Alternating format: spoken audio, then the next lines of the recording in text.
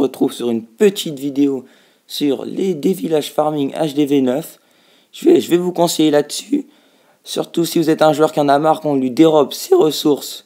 Vous êtes HDV9 et vous souhaitez planquer vos ressources dans de bons villages farming. Vous êtes bien tombé. On va voir plusieurs villages, dont un que j'ai repris, que ça fait longtemps que j'utilise, et deux de mes petites créations que je vais vous montrer, dont je suis très fier. On se retrouve sur notre premier village. Voilà, ça fait 6-8 mois que j'ai ce village en mode farm. Il m'a toujours rendu satisfaction. J'ai jamais eu de problème de pillage et c'est tant mieux. D'ailleurs, Arsenic avait mentionné ce village il y a quelques mois dans une de ses vidéos comme étant un pur chef-d'œuvre. Et je le confirme. Donc, petite cure de rappel pour savoir ce que c'est le farming. Donc, c'est un précepte qui consiste à préserver ses ressources, en accumuler le plus pour monter ses bâtiments au profit des trophées. Donc, on va sortir l'HDV. L'HDV, donc, dès qu'on le détruit, on a une étoile qui nous fait déjà remporter la bataille et donc quelques trophées. Donc, surtout, les personnes qui souhaitent rusher, on l'envie facile de gagner quelques trophées juste en détruisant l'HDV qui n'est pas protégé par des défenses. Et donc, c'est une victoire à moindre coût. Et ça les arrange pour monter. Et ça arrange tout le monde puisque le défenseur veut simplement que ses ressources soient préservées. Donc, ça lui fait un bouclier et il ne peut pas être attaqué. Donc, ça lui fait un bouclier de 12 heures. Il est donc tranquille et ses ressources sont préservées. Donc là, c'est un village farming basé sur des compartiments donc de style en L qui partent du centre. C'est très compliqué d'avoir les réserves. On peut peut-être en avoir facilement une ou deux, voire trois grand maximum, mais pour les autres c'est plus compliqué. On va voir ça en détail de plus près.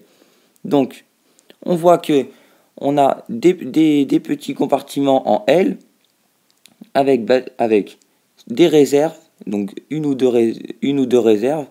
Donc là sur le village il y en a deux, une Tesla, une antiaérienne ou un mortier, une tour de sorcier, un canon, avec plein de petits pièges parsemés pour embêter l'assaillant, et c'est donc très compliqué. Vous remarquerez aussi qu'il y a aussi les bombes qui, dès que des sorciers, des archers ou barbares vont essayer d'aller pour dérober le réservoir d'élixir noir, hop, tout de suite ils vont se faire arrêter par les bombes, et voilà, ça va faire une vraie tuerie, et votre réservoir d'élixir noir sera bien protégé en tout cas.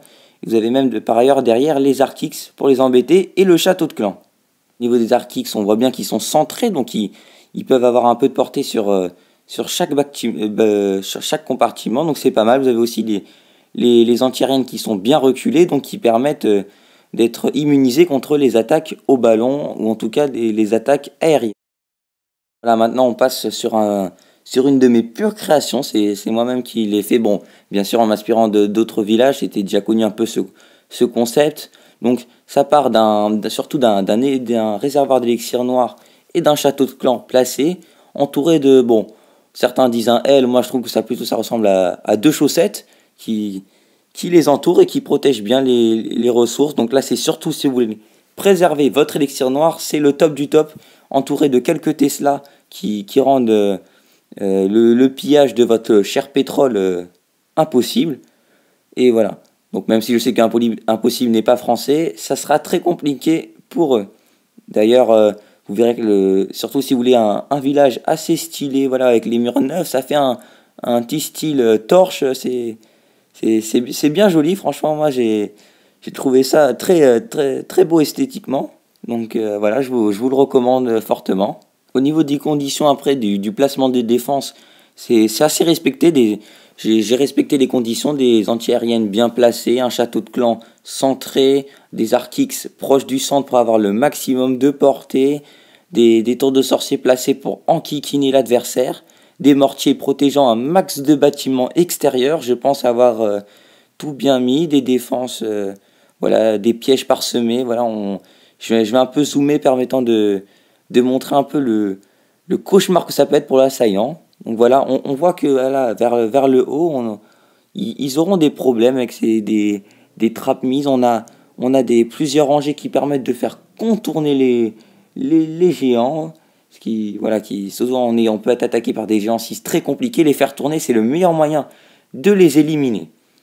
Donc en zoomant encore plus, on voit que là-haut, voilà, on fait un petit trou comme ça, ils permettent de passer. Ils doivent se dire, voilà, je vais pas arriver jusqu'à la fin par le petit, par le petit passage, mais il y aura les ressorts pour les en empêcher. Ça va leur faire perdre un max de troupes. C'est vraiment super avec des bombes pour enlever les troupes légères. Troupes légères que consistent comme des sorciers qui peuvent faire très mal, des sorcières, archers and co. Donc si vous voulez un village qui apporte un peu d'esthétique, voilà, c'est le mieux. Il est peut-être un peu moins bien que le précédent, mais il reste franchement très bon. Voilà. Pour l'élixir noir, c'est le top. Déjà à la fin, on se retrouvera sur d'autres vidéos, j'en referai de ce style. Et bien sûr, je penserai à mes compatriotes HDV8 et j'en sélectionnerai quelques-uns avec avis de quelques de mes acolytes. On se retrouve à une prochaine fois. Ciao, ciao.